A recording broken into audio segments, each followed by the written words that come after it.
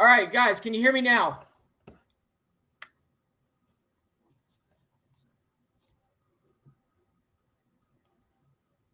All right, we got some people in here. Can you guys hear me now?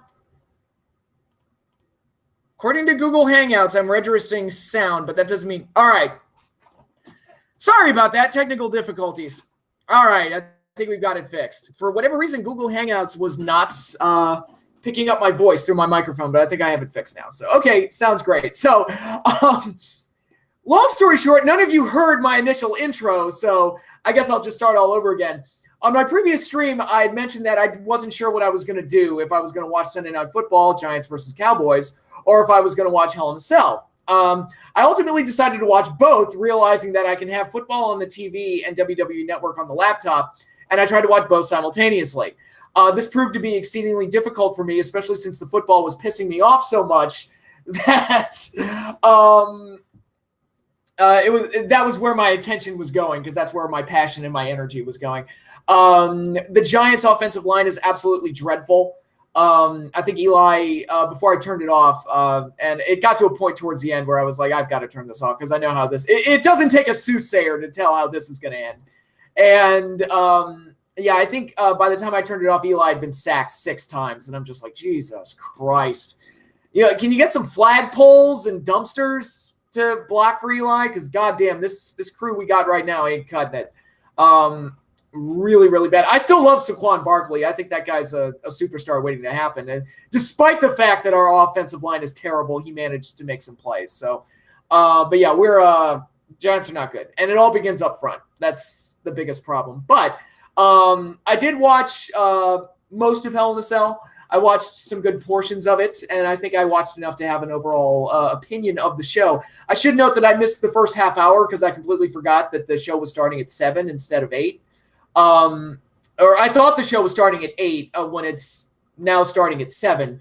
And when I realized it, I was like, oh, shit, we're like almost half an hour into the show. So I turned it on with the Hardy-Orton match in progress.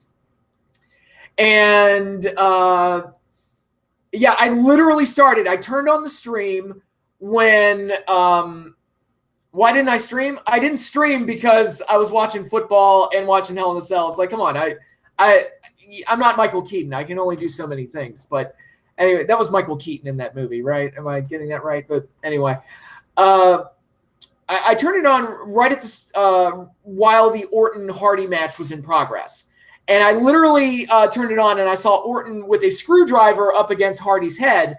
And the announcers were selling it like it was the did I enjoy the loss? No, I did not enjoy the loss. I did not at all. But it also wasn't unexpected, so I'm not too upset about it. But anyway, so Orton had the screwdriver up against Hardy's head, and the announcers were selling it like it was the sickest thing they'd ever seen. I'm like, what's the big deal? He's just got a screwdriver pressed up against his head. I mean, it's not pleasant, but I'm not seeing where the sickness is. And then I looked, and I realized what was happening. He had the screwdriver, like, put in like a hole in Hardy's ear, and he was twisting it. And I was like, shit, that is some disgusting shit. And I was like, damn. And then Hardy broke out of it and started whipping Orton with his studded belt, and that caused Orton to bleed and lose flesh on his leg and stuff. And I'm like, well, credit to this match for having some like brutality in it that goes beyond the typical restrictions of the WWE's PG environment. This was closer to the spirit of Hell in a Cell than this was closer to the spirit of the Hell in a Cell match than most of the Hell in a Cell matches WWE has done in recent memory, the last few years especially. And I guess I'll comment on the cell itself, the cell being red. Not a huge fan of it. If you wanted to change its color, I wish they'd gone for something like black or blue, something that's a little, like kind of like the color of the big blue bars, something that's a little less striking. The red like has an instant like, oh my God, that is a very vibrant color. At least I could see the action, which was better than like the Punjabi prison match. That thing was horrible. Or like TNA's Steel Asylum match, where it was so horrible to shoot with because you could barely tell what was going on. So at least I could tell what was going on with this version of the cell. It's a red, not my first choice if you're going to change the color. But as the show, as we got through the Hardy Orton match and we got through the Braun Roman match with goddamn, I've got a lot to say about that. But it was, the red cell after a while didn't bother me, but it was a little striking at first and a little hard to get used to. So Orton and Hardy, it did feel like the match was kind of going in slow motion at points. And again, I came into the match in progress, so I literally turned it on while he had the screwdriver in his ear, so I didn't see anything that led up to it. But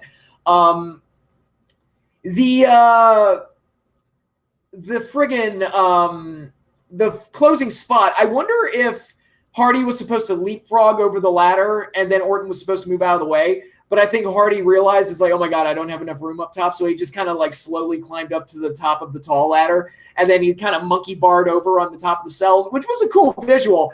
But at the same time, it was one of those spots that took so long to set up that I was kind of like, Orton's going to roll out of the way. I mean, there's no other way that this is ending. And sure enough, he rolled out of the way. Clear as day. So it took a little too long to set up, but I do give this match credit for having some of that old school down and dirty brutality that Hell in a Cell matches are supposed to have. So overall, I thought it was a solid match, not a favorite of mine as far as Hell in a Cell goes, but had some moments that made me wince, which is more than I can say about a lot of other Hell in a Cells in the modern era. So points for that. And overall, a good opener. Although, I still don't like a Hell in a Cell match being the opening match. Oh, I should also note I did miss the pre-show match, which was New Day versus Rusev and Aiden English, I think, for the SmackDown tag titles. But, I didn't see that, so I don't really know what happened there. I did see the backstage segment that New Day did later in the show, prepping up their win, and I thought they were horribly unfunny. It's like, oh, man, look how far New Day's fallen now. They are so bad now and so not funny now. That is sad. But anyway, moving on from there, we had, what was next? It was SmackDown Women's Championship, Charlotte Flair versus Becky Lynch. And this kind of plays into the one of the last videos I did where I talked about WWE's inability to read the room, where it's clear as day that the fans want Becky to be the face, but WWE wants Charlotte to be the face, and that's what they're going with. And it creates this weird dynamic that doesn't work because you have the fans cheering the heel. And so Becky is like the worst heel ever because the fans want to like her. I mean, that pop she got when she went over, holy shit. I mean, it's like, wow, worst heel ever. Worst heel title win in the history of wrestling. Because it was clear as day the fans want to cheer her and they want to like her. And when you just go against the grain like that, it just makes your company look stupid. And it makes the show look stupid. And it makes it hurts the wrestlers because they're not getting the desired reaction that they want to get. So, is it weird, though, or cool? I don't think it's cool. I just think it's WWE being dumb, to be perfectly honest. Props to Hardy for taking a chest-first table bump from that far. Yeah, and I should talk about, I liked all the stuff they did after the match where they sold that Hardy was basically dead and had to be carted out of the ring. It's like, he better not wrestle on SmackDown next week because he should be out for a while just to sell the Hell in a Cell matches. Because that's one of my problems with WWE these days with these super Extreme Rules pay-per-views and Hell in a Cell pay-per-views where they'll be in these brutal matches that shorten careers, and then they're back wrestling the next week. It's like, come on, guys, keep them off TV for a while just to sell it. Talent has to make it work, though. I don't think it's the talents. I think the talents are doing the best they can. I think Becky's doing the best she can. It's just, if the fans have made up their minds, they've made up their minds. It's just, you can't, sometimes you just can't change their minds, so it's best to just go with it. I don't think they're necessarily performing poorly. It's just, it's not what the fans want, and they've made up their minds. And Charlotte is basically becoming the female Roman Reigns, which I'm not saying that. And it's not a lack of talent thing from Charlotte. I think Charlotte's actually quite good. It's not a, she's overexposed necessarily because she doesn't have the years put into her that, say, a John Cena did. But I think it's just a case of the perception of the fans is that she's getting the push because she's Ric Flair's daughter. And that's how the fans think and are reacting to this. And the fans are kind of shitting on it as a result. So it just created a very weird dynamic. The match itself, the effort was fine. They didn't work the match poorly. It was just the core story that they were telling was one that the fans were blind and deaf to because they didn't want to. They were only going to accept it if Becky was the face. So Match itself was fine. Becky winning the title, good move. Only now I would try to fix it. All right, just run with her as a babyface, guys, because it's clear as day who the fans like. Who won between Braun and Roman? I'm gonna get there. But the answer, it was a no contest in a Hell in a Cell match. I'll get into that in a little bit. So next after that was actually my favorite match on the show. Dolph Ziggler and Drew McIntyre successfully defending the Raw Tag Team Championship against members of The Shield, Seth Rollins and Dean Ambrose. Very, very good tag match. Went really long. I mean, they went a really long time with this match. But it was very good. Great tag team action from start to finish. Not a whole lot else to say other than to praise it for the fact that it was just a really solid tag match from a bunch of really talented guys. They were able to pull it off and just have a really good match. Although I do wonder, the way the Hell in a Cell match turned out at the end of the show, I wonder, instead of doing a tag title match and a Hell in a Cell match, what if they just did a 6-man tag Hell in a Cell? Because that's basically what it turned into. But I will get into that when I talk about the ending to the show, so don't you worry. Next after that was a match that I was heavily underwhelmed by, AJ Styles versus Samoa Joe for the WWE title. And again, I'm comparing it to the work that I saw them do in TNA, where they had amazing matches in TNA, especially that Turning Point 2005 match. And if you want to see AJ and Joe at their best with each other, go back and watch that match, because it's a friggin' masterpiece, and I think it's one of the best matches in TNA history. But it should have been the 6-man Hell in a Cell. Don't always need a world title match on pay-per-view. Well, especially in an era when you have 2 world titles. I mean, Jesus Christ. It's like, you could just, you don't have to defend both of them on every single pay-per-view. I could not get into the AJ Joe match. I thought it dragged. I thought it was dull. I thought it was kind of lifeless. No energy behind it, no heat behind it. The crowd wasn't reacting to it. It was just kind of this slow, plodding, dull, boring match with a bullshit finish where AJ tapped out while the referee was counting the pin. I'm like, oh shit, are we really doing this? Oh my God. I hate that. I hated it when Undertaker and Angle did it in 2002, and I hate it here because it's like, dude, why would you tap when the referee is counting the pin for you? It does. Come on, you can't hold on for 1 second. I mean, I know the hold, like, if this were a shoot, the hold would hurt like a motherfucker, but, situational awareness, dude, it helps. But, yeah, I was not a fan of this match. I was not a fan of the finish, and it looks like we're going to get more. And it's like, oh, God, this is turning into the AJ Nakamura feud all over again. Where it's basically, I guess AJ's 2018 is basically him having lesser matches with guys that he had amazing matches with in the past. Have you seen the pic of Orton post-Cell match? I have not. I'm sure it's gruesome because he looked fucked up. Like, his back looked fucked up and his leg looked fucked up. It was pretty nasty. But, yeah, those are my thoughts on the AJ Joe match. I didn't think it was very good. Next up was the mixed tag, The Miz and Maurice versus Dusty Finish. There were dusty finishes in both title matches, to be honest. But, again, I'll get to that when I get to the main event. The mixed tag match, Miz and Maurice versus Brie Bella and Daniel Bryan. I thought this was fun. I know this is the type of match I picture a lot of people are probably going to shit on.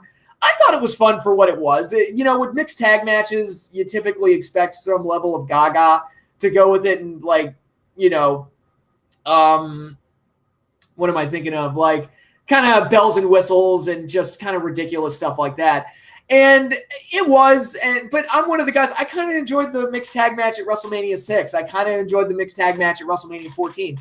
It was a perfectly enjoyable match for what it was, and that's really all I have to say about it. And Miz and Maurice got the winning again, which I don't really have a problem with that because it continues the feud. It's like it gives Daniel Bryan something to shoot for. He's got to get that win over Miz, and they can probably do like a Team Miz versus Team Bryan at Survivor Series or something. So there's plenty of room to continue this. I thought the match was fun. That's really all I have to say about it. And letting WWE is fake. I'm fully aware that WWE is fake, Mr. Yash. Welcome to 2018. Welcome to 1989, to be perfectly honest. But yeah, I thought a lot of the stuff they did with Brie and Maurice, and Brie wanting to get her hands on Maurice, I thought was fine and fun. Like, again, typical Gaga. Yeah, she didn't do any dives, which severely helped the match, that she didn't do any of those suicide dives. Yikes! And away! Yikes! And away! But yeah, I enjoyed the mixed tag. Then we got Ronda Rousey versus Alexa Bliss for the Raw Women's title. The Giants' poor play is real. Oh, fuck yeah, it is. It absolutely is real. I witnessed it again for the second week in a row. But speaking of that, Rousey and Alexa Bliss was a match I saw very little of because I was paying a lot of attention to the game. So this was a match I missed a lot of.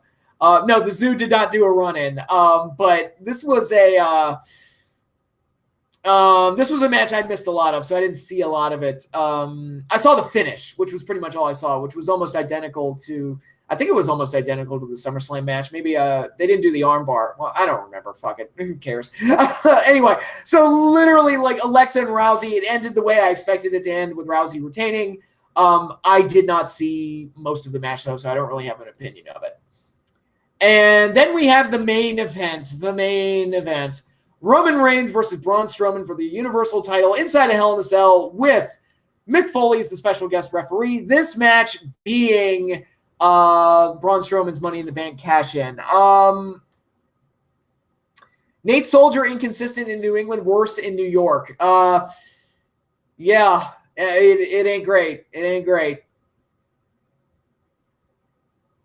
Cole kept saying this was Ronda's first title defense. I literally saw Ronda defend last week. Well, you did. I didn't because I didn't watch Raw, so I took Cole's word for it, much to my mistake.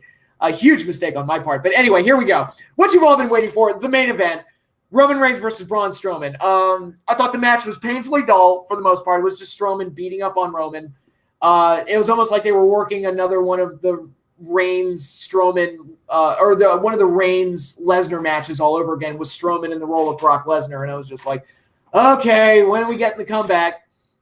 And then we got outside interference from Dolph Ziggler and Drew McIntyre and the members of the Shield, Seth Rollins and Dean Ambrose, and I was like, oh shit! And then it turned into a free for all outside the cell. They clammed on top of the cell. Seth and Dolph Ziggler did a spot off the side of the cell through a table.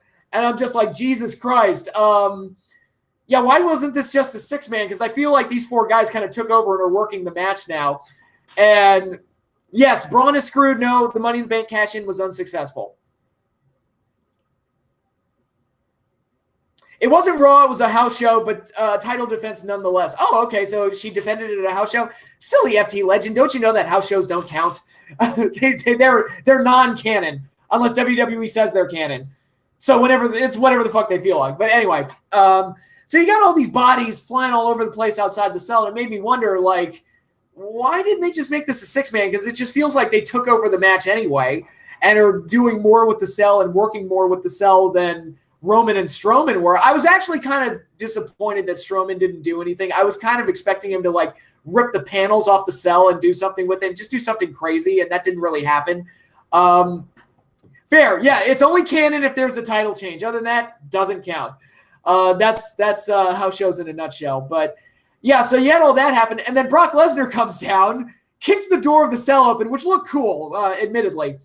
Paul Heyman maces Mick Foley, and at that point, I was like, "Oh God, this is just okay. We're down the rabbit hole now. This is just a joke." And Lesnar comes in, F5s both Roman and Strowman, beats them both up with parts of a table. I think he threw the door at one of them or something.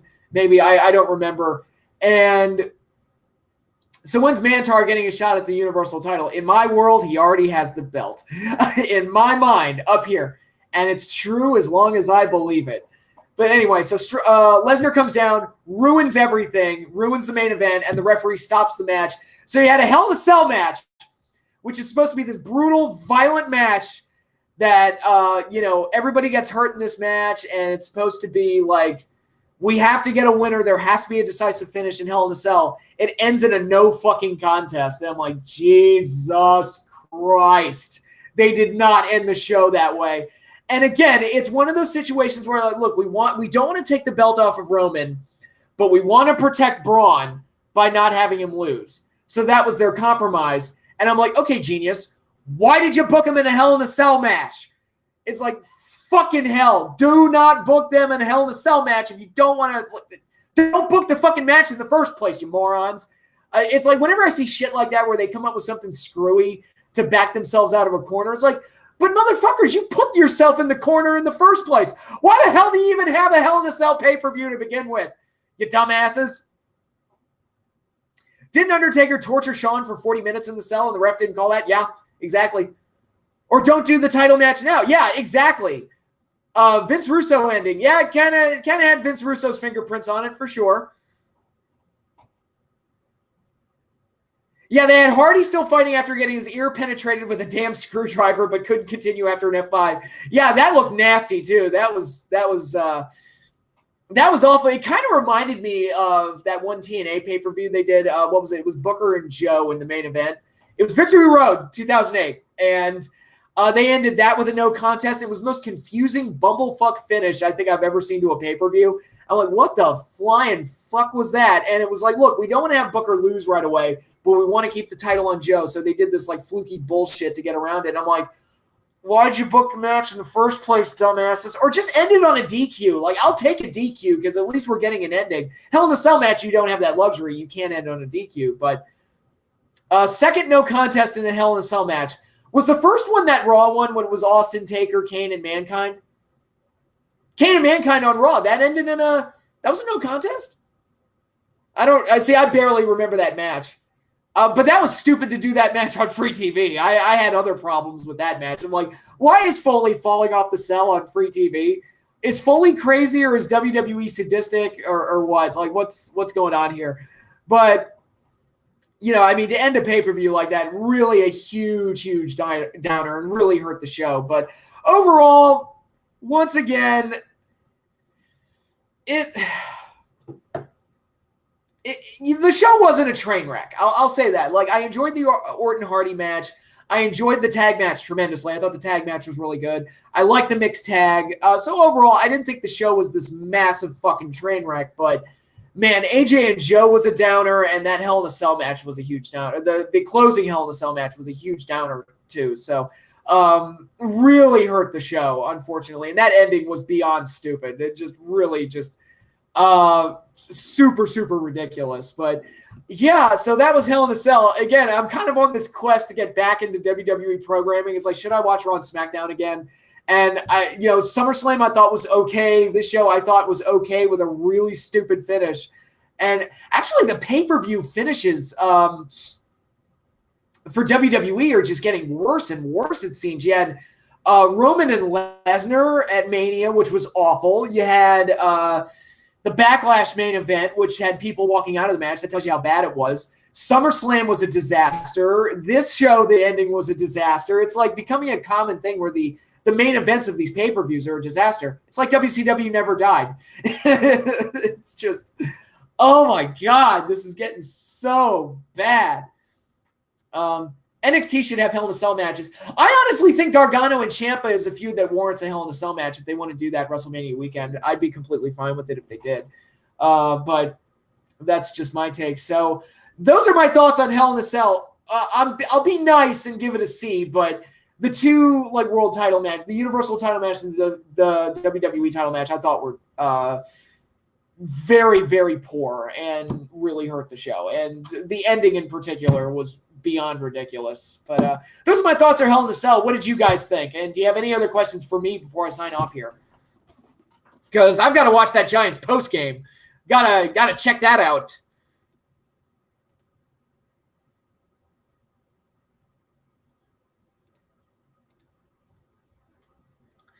Is this teasing that Brock is going to be champ again? I sincerely hope not. Jesus Christ.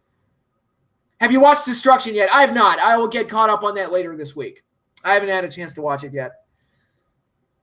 Mick Foley did nothing for the match. Hey, he took that Mace spot like a pro. Okay? Mick Foley, any match of the night. The tag title match. I thought Shield versus Ziggler and McIntyre. I thought that was a great match. Really enjoyed it. Easily the best match on the show. Granted, I'm a sucker for tag team matches, but still, I thought that was far and away the best match on the show. Do a stream. I'm doing a stream right now. Doing one right now, man. That's what this is. Unless you're, by do a stream, you want me to forcibly fuck like a stream of water. I mean, I could do that. I'm not sure how the mechanics of it would work. Okay, Destruction. Omega versus Ishii is good, but the undercard is pointless. Well, 6-man tag, winner takes all. They might do that. They might, yeah, that might be something they do. Although, like, Strowman paired up with Ziggler and McIntyre is like the weirdest stable ever. My biggest problem now is them pushing 3 shows at the same time. Hell in a Cell's, the Super Show, and Evolution. Yeah, it's almost like they have too much programming. They've got too much on their plate. I mean, it's okay to like build to something in the future. I don't necessarily have a problem with that, but if you're juggling so much at once, like the direction of the show can get muddled, and it sounds like that's what's been going on. Going for a triple threat at Survivor Series. Monty Python. Yay. There was much rejoicing. Yay. Becky Lynch is the most interesting heel in the main roster. I disagree. Everyone likes her. Should Eli Manning retire tomorrow? For the good of his own health, yes, because he's running for his life in the backfield there. And it's like, dude, he's going to get hurt eventually.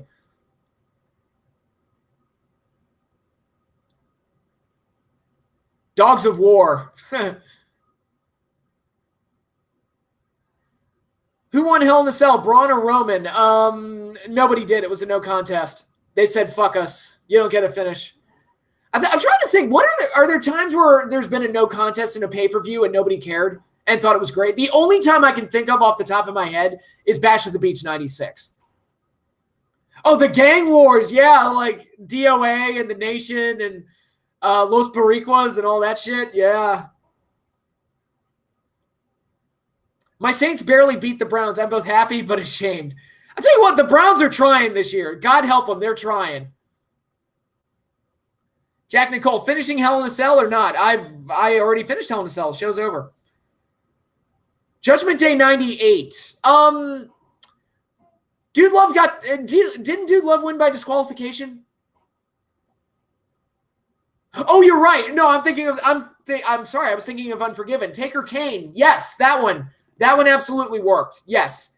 Because the selling point of that match was not who was going to be the champion. It was, okay, Austin's not going to bow down to Vince. So when is Austin going to fuck this match over? And that was what we were waiting for. And if he does, is Vince going to fire him? So that one actually worked too. They should have done AJ versus Joe Hell in a Cell. They would have just had the same boring match, but inside the cell. The Browns kicker is literally the worst kicker ever. Yeah, he is. I saw the highlights of that. It's like, God damn, he's gonna have a long flight home, that guy. Damn. Felt bad for him, but it's like, dude, got to make those game winners.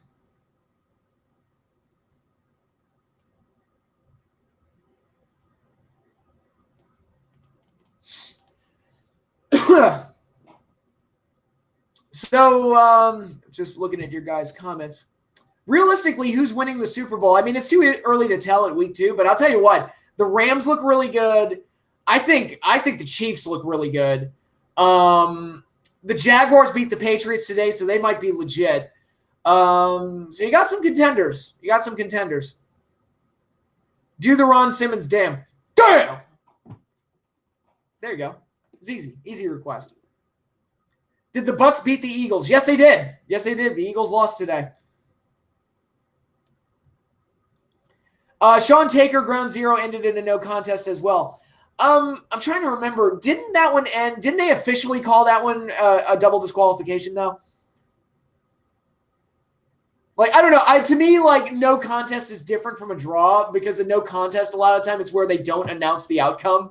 To me, that's a no contest. They just kind of just stop everything and don't even announce what the result is. But yeah, the Ground Zero ending, that was great for necessitating the Hell in a Cell. You don't do a no contest in the Hell in a Cell. That's absolutely just stupid. Oh, I always love seeing New England lose. It's great. It's so much fun.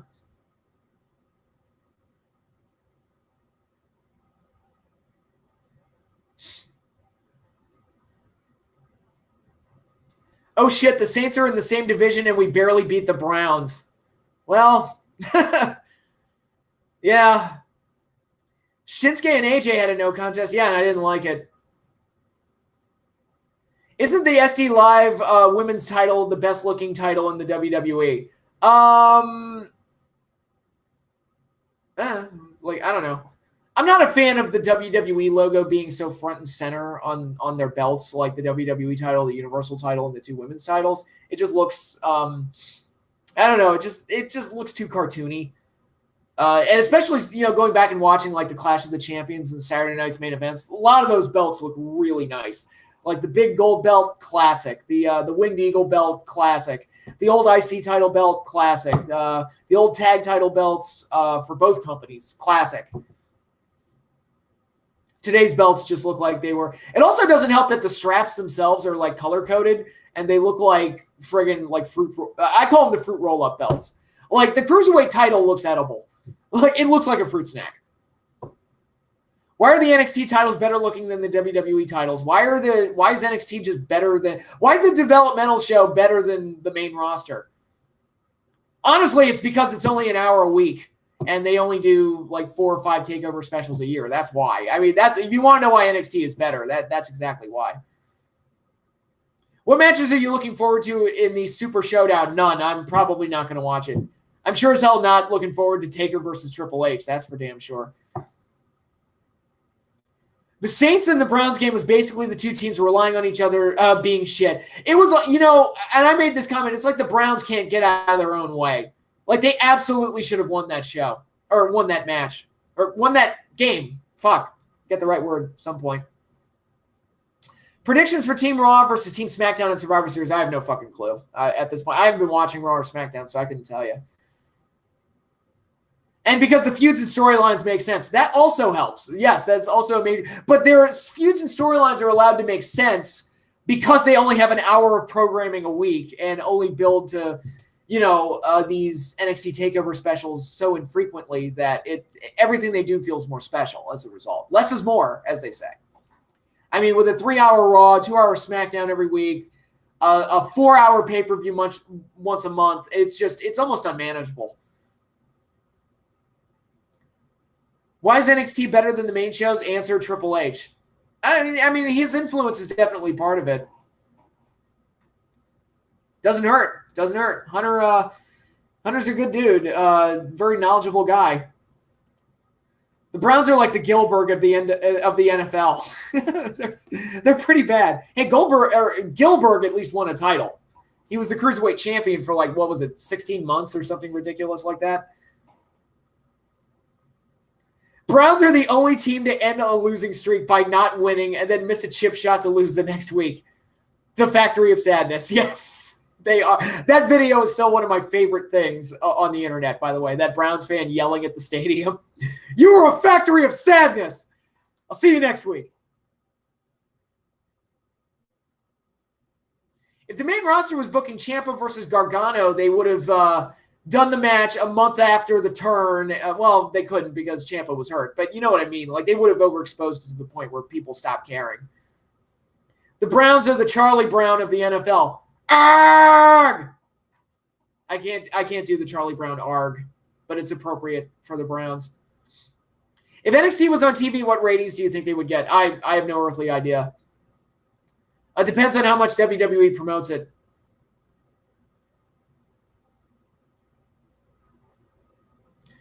Longest reigning light heavyweight champion. Was that Gilbert? Yep. Despite AJ's questionable matches this year, would you say his title reign has been great? Well, no, because his matches were, like the Nakamura feud got to a point where it was like, please, for the love of God, end this. And, Joe, I'm not a huge fan of those matches. So, no, I wouldn't say it's been great. I still think, given your options, AJ's probably still the best guy to hold the belt right now, but still, Is this Orton's best cell match? I'm trying to think. What other cell matches has he had? He had the one with Sheamus. He had the one with Cena. He had 2 with Cena. Jesus Christ, they did that match way too many times. So, yeah, this is probably his best one. He did have the one with Taker, which I did enjoy that one. Yeah, I'd say the one with Taker was probably his best, but this one is probably his second. If Patrick's Crazy Place was on TV, what ratings do you get? What TV station would be desperate enough to put me on TV in a regular slot? What fool would do that? I have a face for radio and a voice for friggin' deaf people. Like, it's, I don't belong on TV. He had one with Daniel Bryan too. I remember that he had the one with Daniel Bryan. I don't remember if the match was any good or not. Yeah, that was Braun's cash-in, so it's over and done with. What's your favorite finisher in WWE today? Probably the RKO, just because I love the Diamond Cutter so much. And Orton has used the RKO in a way where he kind of like hits it out of nowhere. RKO out of nowhere. I know it's become a meme, but I like the finisher that way.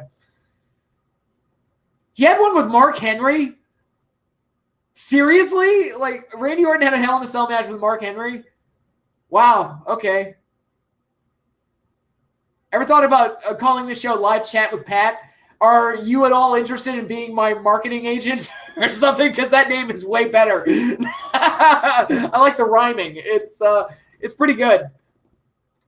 God, I should pay you. I should open up a Patreon just to pay your salary.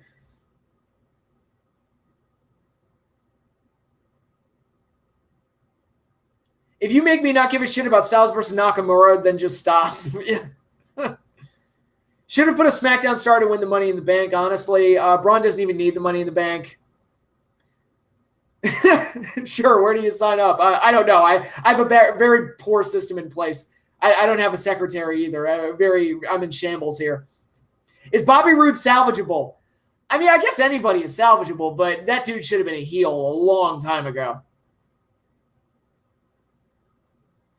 WWE main roster screws up money feuds like AJ versus Nakamura, Bayley versus Sasha, Asuka in general, screwing up most NXT call-ups. I saw somebody sent me a video of a segment that Asuka did with Naomi, and it was so bad.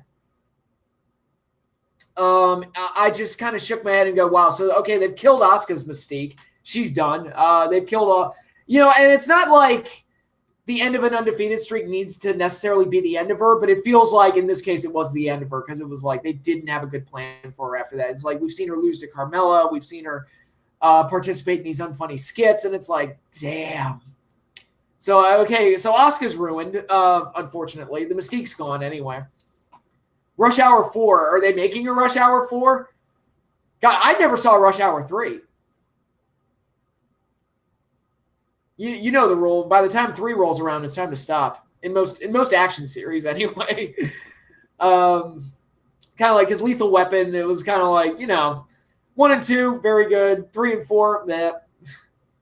Although Die Hard 3 was good. It was the second best behind the original. And I like Die Hard 4 actually. Die Hard 5 never happened. Never fucking happened.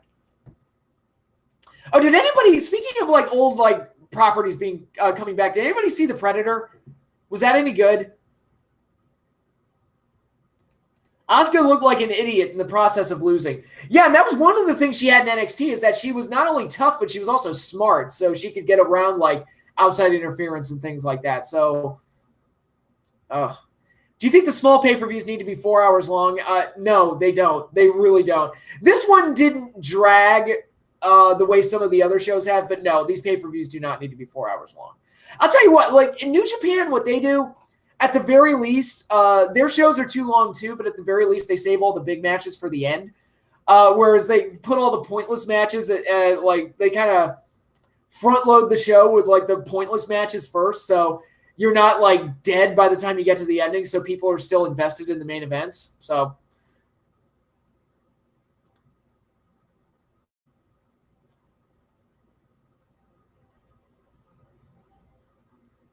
Saw it today. It was kind of stupid. That's a shame because I was kind of, the Predator and Alien, man, maybe it's time to just not bring those back because every time they bring them back, they suck.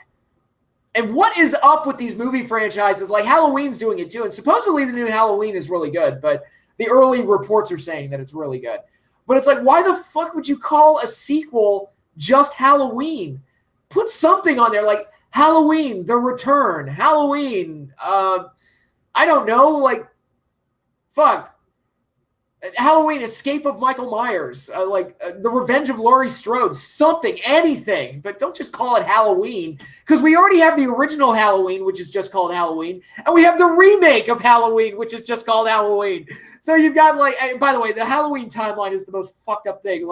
Aside from Terminator, I think Halloween has got the most fucked up timeline for its franchise. No, I take that back. Godzilla, that franchise has a fucked up series of timelines, but anyway, that's just me ranting. Back in my day, we numbered our sequels, goddammit, and we liked it. Fun fact, did you know that Die Hard 5 happened? No, it didn't. Never happened. Never, ever happened. I don't know what you're talking about. You imagined it. I usually skip the multi-man tag matches on New Japan. I do too, because they're typically pointless. So those matches I typically skip. Do any of these superstars become world champ in WWE? Nakamura, Gable, Kofi, Elias, or Sami Zayn? Not honestly at this point. Elias probably has the best chance, but of that group, I would doubt it. Looks like the new Halloween is really good. I've heard it's really good. Like the early screenings have said it's really good. Who is Becky going against at Evolution now? Well, supposedly she's facing Charlotte at the Super Show or whatever it is they're doing. So, Halloween, insert year. Halloween 2018, that's the name. I mean, again, it was good enough for Godzilla 1985, so why not?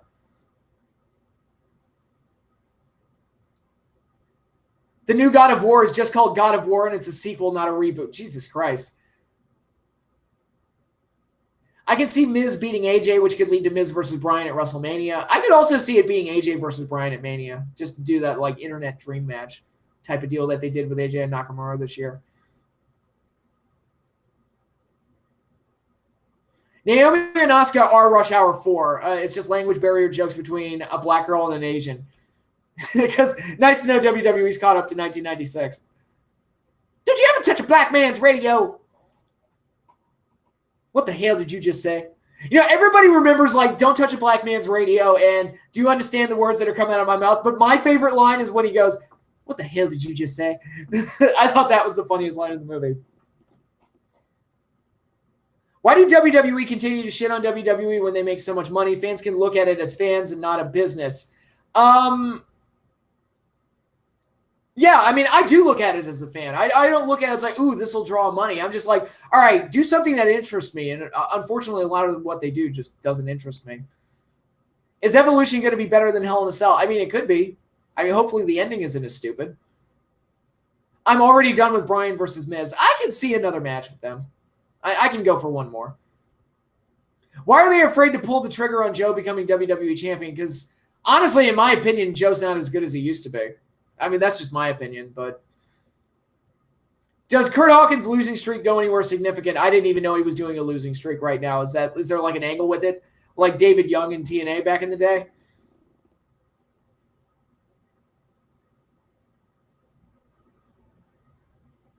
What about when Jack said, what up, my N? that was pretty good, too. What was match of the night? The tag title match. The Raw tag title match. I thought that was easily the match of the night. Ever heard of Evolve Wrestling? I've heard of it. I've never watched it. Joe has been on fire. People keep telling me that, and yet every time I watch him, I just see... And maybe it's because I watched him back in the day, and I remember what it was like in Ring of Honor and TNA. And the Joe I'm seeing now is just a slower, not as good version. And tonight's match with AJ just didn't do it for me. So, Have you seen Tuxedo? I have not. Is that the Jackie Chan movie with him and Jennifer Love Hewitt? Is that what that is? Because no, I haven't seen that.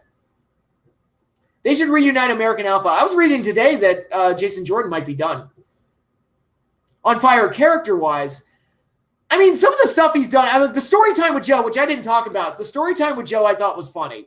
I'll give it that. That kind of made me chuckle a little bit. But, I don't know if that's enough to make him WWE champion.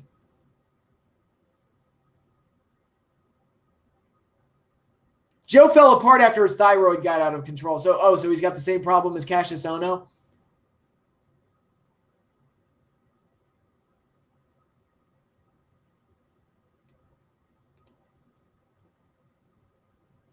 How do you end a 20th year Hell in a Cell with an unable to continue? I don't know.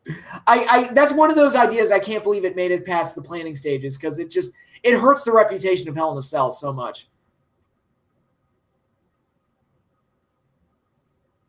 Which wrestlers, after a long absence for a few years, came back as good as before, apart from Shawn Michaels? I'd have to think about that. I mean, Shawn Michaels' return was pretty amazing. I can't think of any off the top of my head.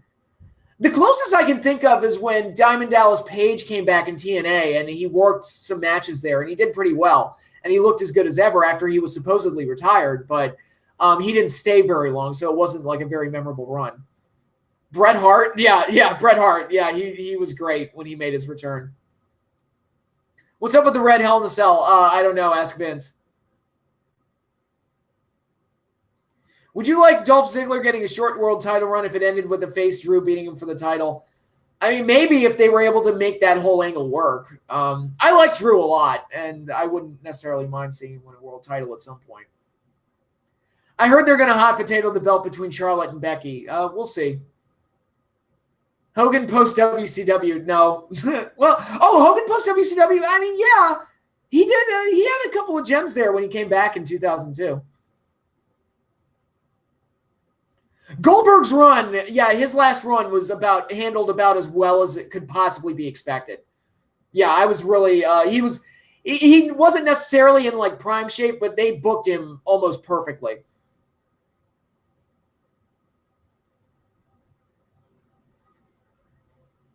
WWE can't make stars. Look where Batista, Brock are now because of WWE as stepping stones. Yeah, is there anyone on the current roster right now that you would say could like do what they've done? But I never thought Batista would work in Hollywood. And look what he's done. So you never know, I guess. Would you scrap the current feuds for the zoo? Probably, because my idea is golden.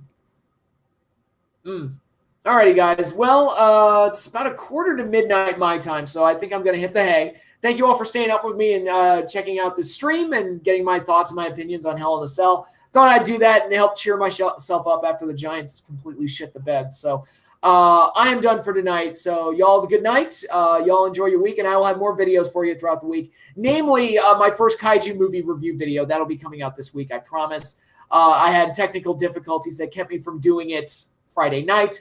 But if you want to see my Kaiju movie reviews, the first set of reviews is going to be posted sometime later this week. So be on the lookout for that. But that is all I have for you right now. So y'all have a good night, and y'all have a good week.